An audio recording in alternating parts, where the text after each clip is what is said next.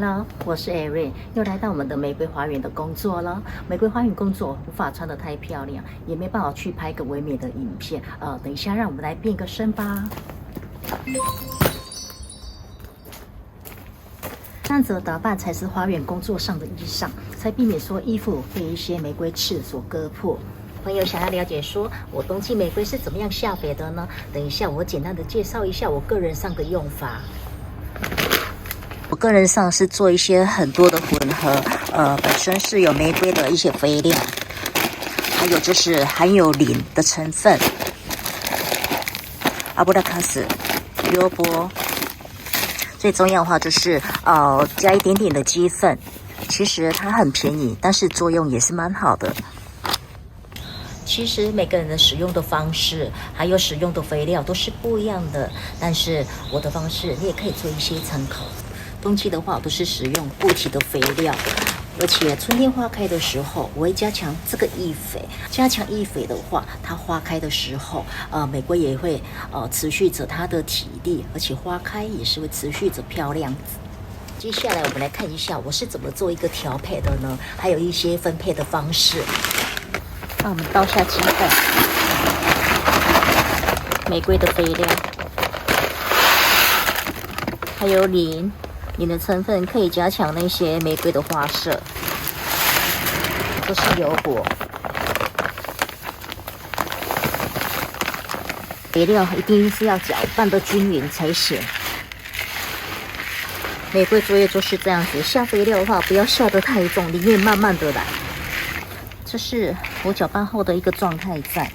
其实玫瑰的肥料没有人硬性规定说一定要使用什么，都是依个人上一个喜好。而且量要自己去调配，要适当去拿捏才是重要的。等一下我们来示范一下，我施肥的一些方式。我们来看一下盆子上的一个施肥，放了一些肥料上去了哦。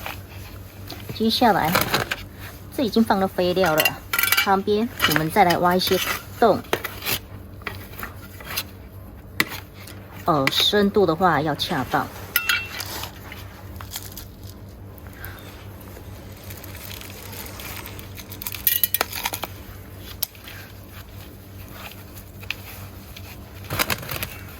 大概的话，我会分个3个地方去做一个下肥的动作。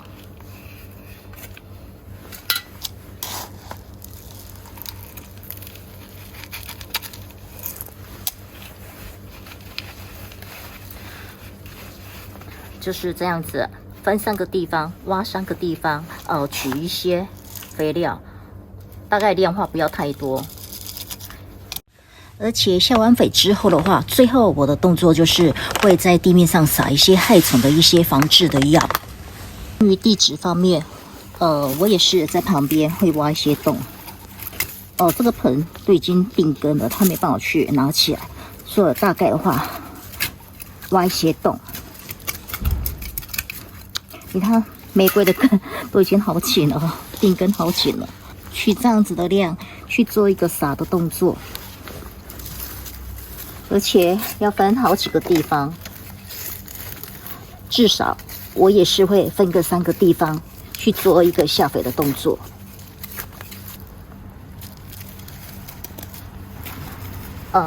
大概要挖一个深度，然后再去把它埋起来。其实大家记得一点的话，就是尽量肥料不要靠近它的根部，一定要有一点点距离才行。不然的话，有时候下重的话，你可是会肥伤了。你这一株玫瑰花可能就是会报销了。我地质的话也是分这3个地方，而且肥料的话量就是会取多了一点点。这就是我地质上的一个施肥的一个方式。最后整个完成之后的话，我开始的话就是会撒一些地面上的一些害虫的防治的药了。你现在来看一下地质这方面，要是植株之间距离够宽大的话，我会建议说在旁边挖一圈，再放一些肥料上去。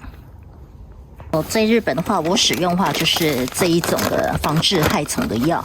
撒于地面的话，玫瑰收旁的话，它自己会做一个吸收。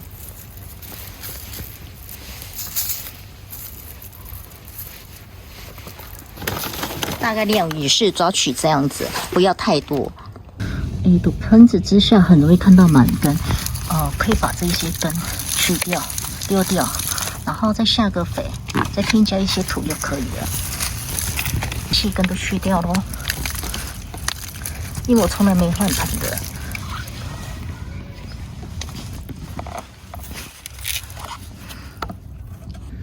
然后再添加新的土，这个也就是不换盆的一个诀窍了。有时候种了10几年，完全都没换盆，也是从细根挖起，然后再添加一个新的土。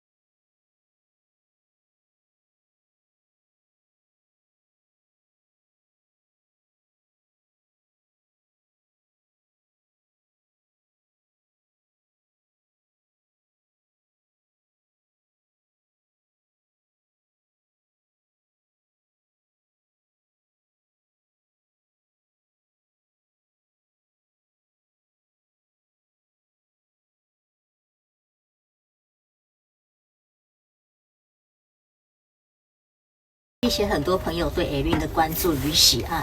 自从去年8月份开始认真记录我这花园，蛮多朋友登录我，做个追踪。其实这一切都是我在日本所做的一些平凡的工作。玩了玫瑰也17年了，我用我自己一个方式在做一个处理。假如说能受用的话，我也是很开心的。接下来春天的话，我会加强一些易肥。这是玫瑰易肥，让那些玫瑰花开得更漂亮，而且持续。谢谢你们持续的关注。接下来就是春天的赏花了 ，Thank you， 谢谢 ，See you， bye。